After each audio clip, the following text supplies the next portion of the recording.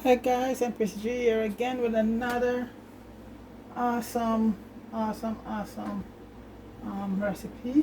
So guys, okay, for we all as West Indian, we all like our sorrel, right? But what we and here, guys, I just finished this. So all see how beautiful red that is.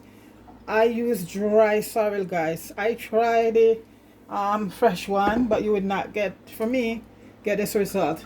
So guys, I just finished making my sorrel here, like I'm making non-stop. And what um you can also do from the sorrel, guys, this is the pulp that left, still rich, guys.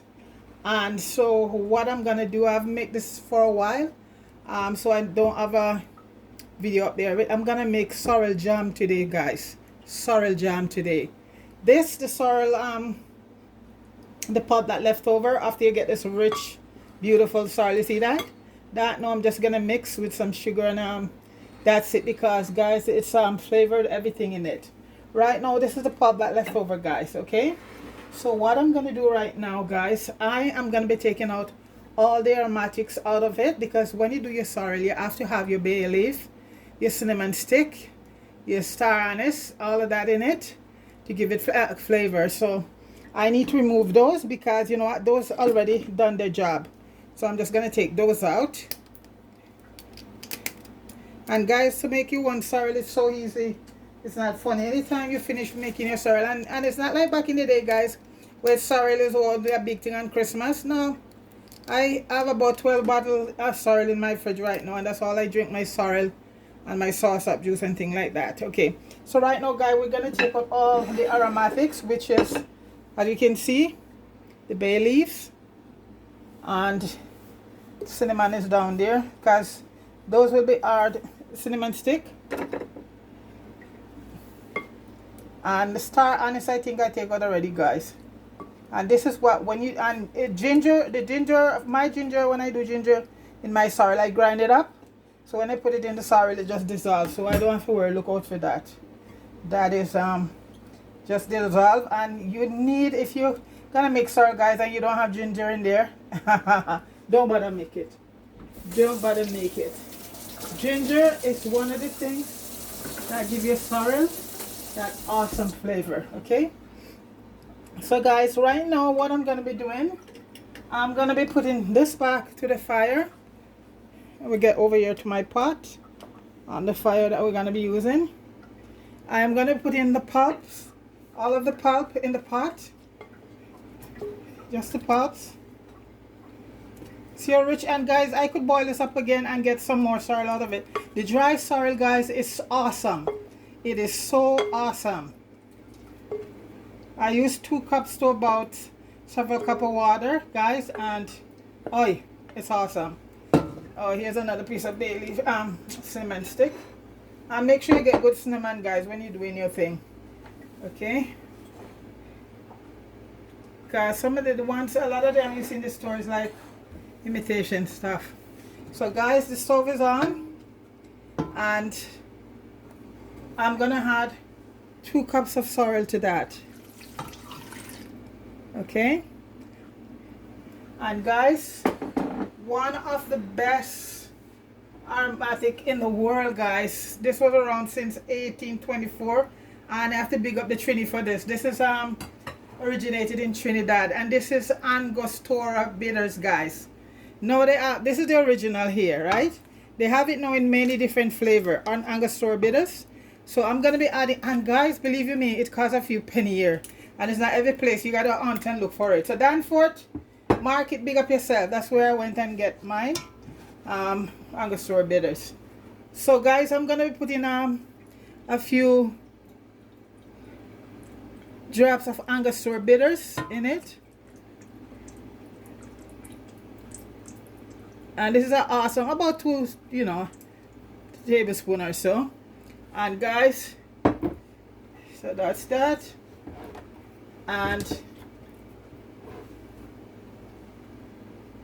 I am gonna let that gonna start cooking, guys. Okay, I'm gonna leave that to cook for a little bit, then I'll add the sugar to it. So I'm gonna cover that down, guys, and let that come to a boil. And okay, when you're making jam, you will leave your jam on there for about an hour or so, because you want to make sure all the fruits are really, you know, cooked and dissolved. Remember, I had already just finished with the sorrel, so this is partially cooked already, you know, the sorrel pulp. So I'm just gonna give it that extra, maybe half an hour or so, you know, and that would be it. So guys, right now I'm gonna let it start come to a boil, then I'll add the sugar. So I shall return shortly. Okay. Yes guys, I'm back, and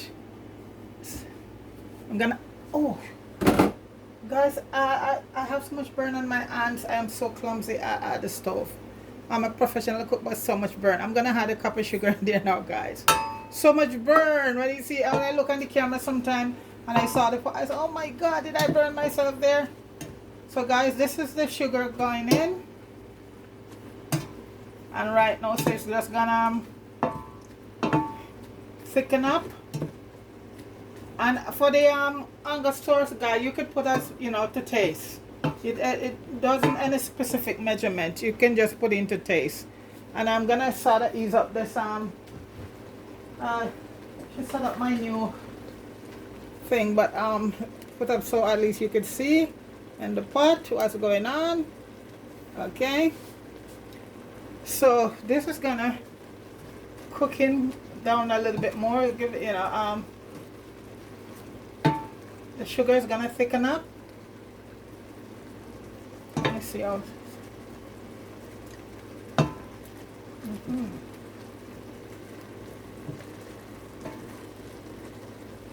So guys, you see,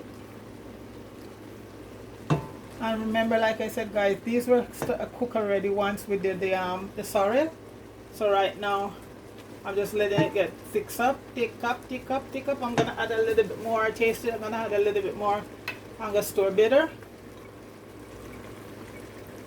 in it. And as I said, this is it's to your likings. I love Angostura bitters in my sorrel jam. So this guy is gonna just thicken right up, okay? And once that thicken up, it's almost done. So we're just gonna leave that there, guys. Let it do its thing, and come right back. Okay, all right. Okay guys, so much steam coming out of the pot, you can't see it, but guys, this is what it looks like now. See how thick it is? You see that? So I am gonna, the stove is off right now, guys. I'm gonna just let it cool for a little bit, because it's gonna go into my main jar. So this is gonna be cool for a little bit, guys. Then I gonna do the next, I'll go to the next step. Okay, all right. Okay guys, I also add in a few pieces of lemon peel in it. That is sort of a pectin there, just to give it flavor and thicken it up, even though I'm gonna use a bit of cornstarch. How I do my cornstarch, guys, okay, let me get through this part first. So I put a few pieces of lemon was cooked down in it. Now I'm putting it to the ninja. It's gonna puree right now, with the lemon skin and all. Maybe I have to do 2 strips. Okay, we'll see. I don't think it's all gonna hold one, so guys, we're gonna be a little bit of noise, and I don't like the noise when it's, if you guys want the noise. So okay, I'm just gonna puree this now. I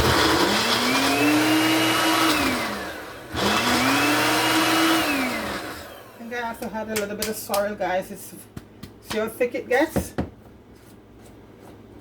I'm gonna add a little bit of moisture down there. Really, that's how I want to get it anyway. Thick and nice. Guys, I'm gonna puree this off. It's too much now.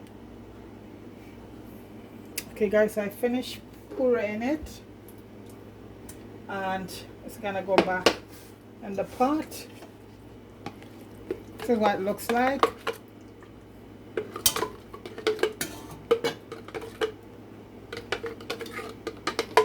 And guys, as for the sugar, it's for your sweetness, how you like, how sweet you like your stuff. Because when you buy jam in the stores, you know, you don't really have any control over some of it sometimes, because some of it is very sweet, and sometimes you would like it a little bit more not so sweet. But that's the beauty of when you make things for yourself at home. You have control over how much stuff you want, how much salt you want, how much sugar you want inside it, because you're doing it at home for yourself. You don't worry about preserving, because that's what it does in the supermarket. It has to have a certain amount of salt and sugar for preservation, you know, to keep it, to give it that long shelf life. But when you do it yourself, it's to your liking. That's why I put a cup and sometimes a little bit more sugar. You know, kids, they like everything sweet, on the sweet side. So I put about a cup of sugar, and it wasn't too sweet, so I put another half a cup, and that did it. So a cup and a half of sugar. So right now, guys, I'm gonna turn the stove back on, because what's gonna happen right now, I am gonna thicken it up. And how I do that, I just take a little bit of my sorrel and mix the cornstarch, because the cornstarch will make it white. Some other thickener is much better, but it's more just cornstarch I have. Pectin would is good too, guys, but for me the pectin, you know, is in the store, a preservative, so I like to come up with my own. So the best way I thought about it, here I have some sorrel, and I'm just gonna add a little cornstarch to it, and that is my thickener there. So in this sense, it doesn't the cornstarch doesn't sort of overpower it, let it get a pale look, you know, because it's being mixed in a little bit of sorrel, cool down sorrel, a little bit of cool down sorrel. So that's why I say cooking, guys, is creative. You have to be creative, you know, the cooking. It's not just throw the food in the pot and that's it, guys. No. Cooking is an art form, I believe. I grew up with my grandmother, and like I said, she could open a tin of sardine and make it look good. Anything and let it look good, because it's all about how you go about doing it, you know. Some people just throw everything in a pot and that's it. So each his own, folks. I always say that. So I'm gonna add the cornstarch to it right now, because just to thicken it up. And I'm not even gonna keep the stove on.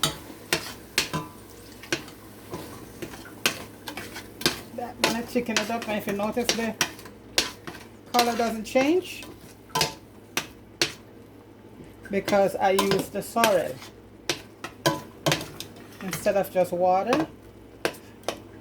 Well, that's it there, guys. Give it a little bit of heat. And guys, that's it. That's your jam right there. Easy, 1, 2, 3. You know, I mean, you make your sorrel, and normally you would just throw the pulp out, right? Yeah, and that's your jam right there. So you don't have to put in any hard work for that. You just, if you have your Angostura Bitters, or if you don't have that, then you just easy as 1, 2, 3, guys. Because like I said, the sorrel is cooked already. By the time you make your sorrel, it's cooked already. So this is just, see, guys, that's our sorrel jam right here. Look at that. Beautiful, beautiful, beautiful. Guys, and you know, guys, sorrel jam, you could use it for spreading your toast. You could use it for glazing. And guys, let me tell you something. Thanksgiving with a turkey, you know, people use the cranberry sauce. Try your sorrel jam. You're gonna drink you know, I tell you, the cranberry don't have nothing on the sorrel jam, my friend. You know, you roast the chicken, you roast your turkey, use your sorrel jam right there, sir. cranberry don't have anything on your sorrel, guys. So there it is, sorrel jam. Okay guys, so let me just let it thicken up a bit and come right back.